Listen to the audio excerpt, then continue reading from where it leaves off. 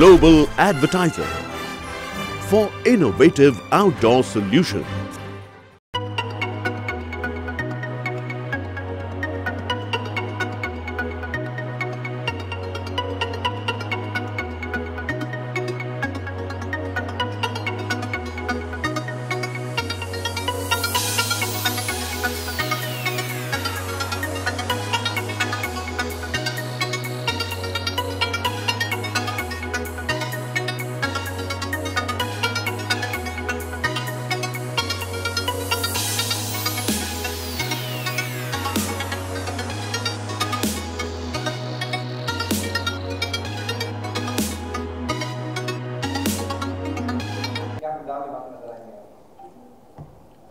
पहले तो ये फिल्म 19 जनवरी को रिलीज़ हो रही है, 26 को नहीं, लेकिन हाँ क्योंकि रिपब्लिक डे है इसलिए हम लोग ने इस टाइम पे रिलीज़ करने का सोचा है।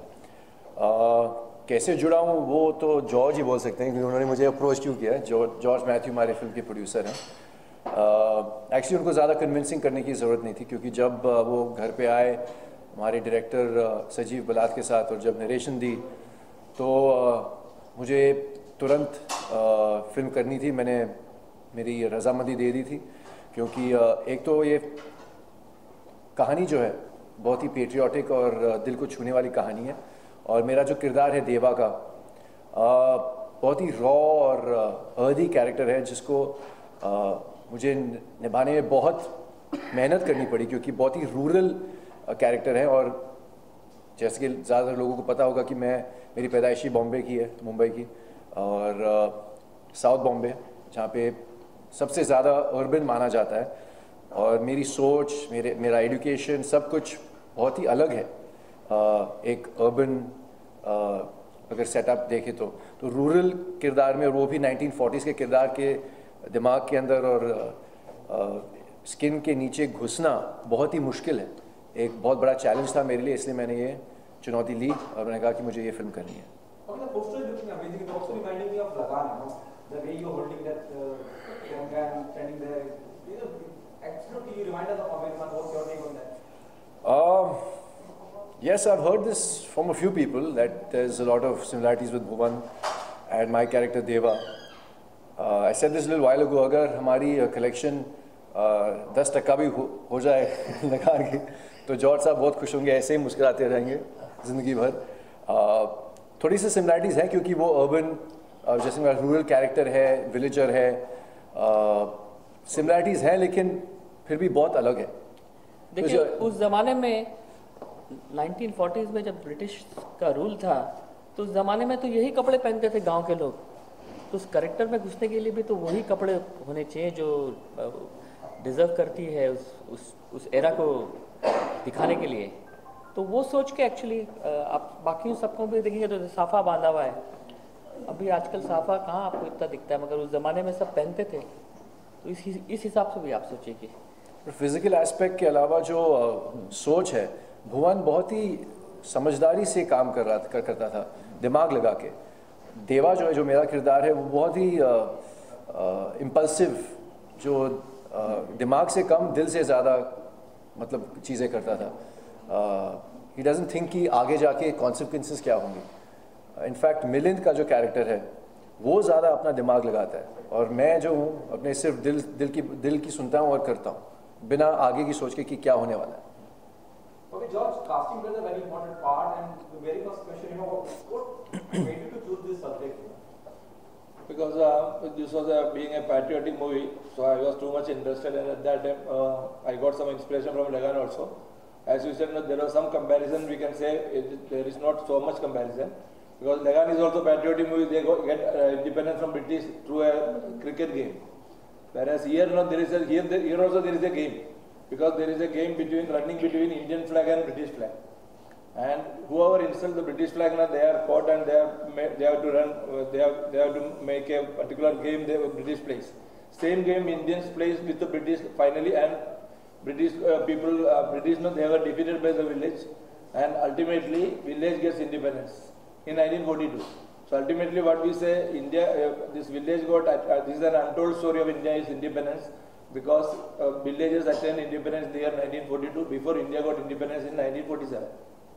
Okay, with due respect, why Ashmit for Deva?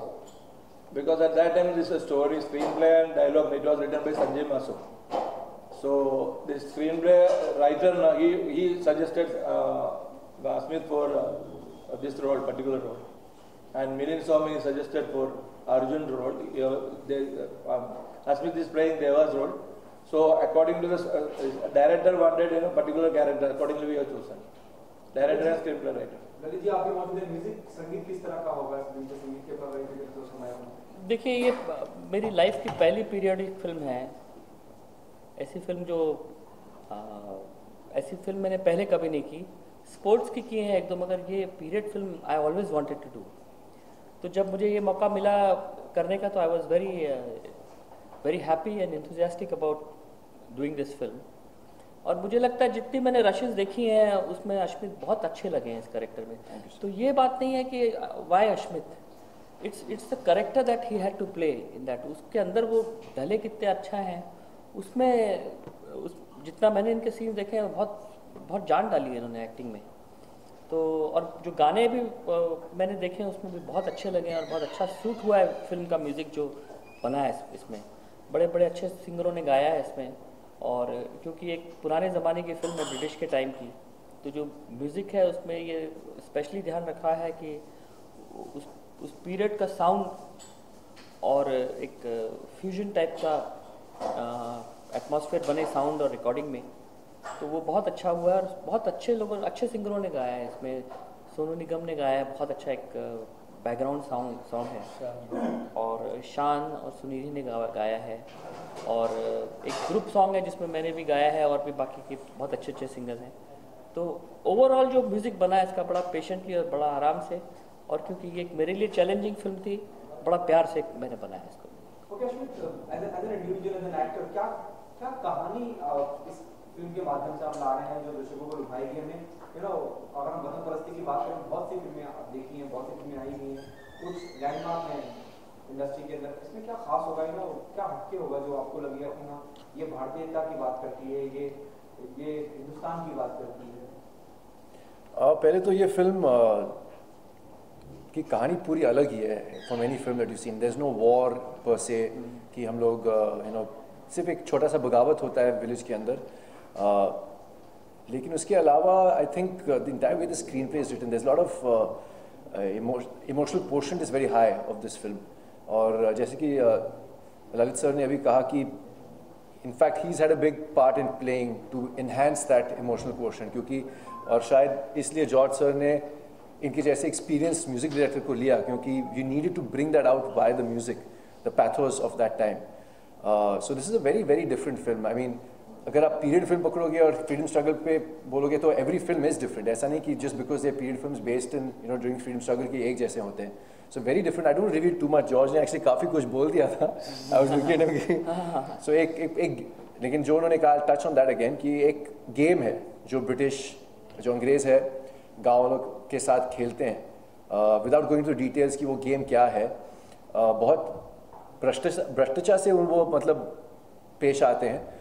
And how this village which is very innocent, naive, how they actually fight back. और जैसे कि जॉर्ज ने कहा 47 में पूरे देश को आज़ादी मिली थी, लेकिन इस गांव को 1942 में आज़ादी मिल गई ब्रिटिश से। ओके साहब, कई फिल्में आपकी निर्दोष है, ये कर रहे हैं आप और कंटिन्यू काम करते रहते हैं, जबकि आपके वक्त के लोग अभी शायद काम भी, बहुत से लोग ऐसे जो काम नहीं भी कर रहे हैं। क्या वजह है? और do you agree you are one of the fantastic actor industry है, अभी उतना यूज नहीं करा गया अंडररेटेड एक्टर? देखिए, लाइफ में काफ़ी चीज़ें होती हैं जो आपके कंट्रोल में नहीं होते हैं, और कुछ डिसीजंस मुझे ऐसे लेने पड़े जहाँ पे मुझे अपने फैमिली या पर्सनल चीज़ों को संभालना पड़ा over my career. I chose that because मेरे लिए प्रायोरिटी वो हमेशा रहेंगे। Career God is great. और जैसे कि आपने कहा कि मेरे कंटेम्प्रेरीज मतलब आधे से ज़्यादा या मे बी 90% आज के डेट में गायब हो गए हैं, और मेरी सिर्फ एक हिट फिल्म है मर्डर 2004 में। और उस हिसाब से अगर देखा जाए तो कोई रीजनिंग नहीं है, कोई लॉजिक नहीं है कि मैं अभी तक मुझे काम मिल रहा है और मैं काम करते आ रहा हूँ। लेकिन जैसे कि मैंने कहा, गॉड इज़ ग्रेट। कर्मा भी एक चीज़ होती है जिसमें मैं बहुत बिलीव करता हूँ, और शायद इसी वजह से मैं अभी तक हूँ कायम यहाँ पे इस इंडस्ट्री में, जहाँ पे कंपटीशन इतनी तगड़ी होती जा रही है। हर फ्राइडे को पता नहीं कितने नए लड़के और लड़कियाँ लॉन्च होती हैं। तो आई एम जस्ट हैप्पी कि मैं काम करते आ रहा हूँ, करते जा रहा हूँ। I am blessed and I think कि जो भी डिसीजंस मैंने लिए अल्टीमेटली सुपरस्टार बनना ठीक है, वो आपकी किस्मत में है, लेकिन जो चॉइसेस मैंने की थी उस टाइम पे वो for my family and I will always if had to go back in time, अगर मुझे फिर से वो चॉइस दिया जाता तो मैं वापस से वही करता and I would still be here today. Okay, the last question, what message do you want to give the audience, why they come and be a part of the film? Just because it's a fantastic film. I mean, the script is outstanding. हाँ, मैंने जैसे कि कहा कि बहुत ही emotionally stirring film है, लेकिन उसके साथ साथ it's also very entertaining. Comic element है, विजय राज जो किरदार निभा रहे हैं उसमें बहुत कॉमिक एलिमेंट्स हैं। एक आइटम सॉन्ग भी ललित सर ने बहुत अच्छा दिया है, जिसमें आपको थोड़ा सा वो सेंसुअलिटी भी दिखाई देगा। एक्शन ज़बरदस्त है, बेहतरीन एक्टर्स, राहुल देव ने बहुत अच्छा काम किया है, विजय राज तो हमेशा करती हैं, मिलिंद सोमन भी हैं इस फिल्म में और उनका जो काम है बहुत फर्स्ट क्लास है, पहली बार मैंने उनके साथ काम किया है। So I think very good performances, great script, amazing music and just overall very very entertaining but passionate and soul touching and heart wrenching film. Thank you. Global Advertiser for innovative outdoor solutions. Global as a company, it has never compromised on its service quality and commitment, and that is the reason our clients do keep on coming again and again to us for our service. The mission of the company is to rise on the graph of betterment for every campaign handled by us.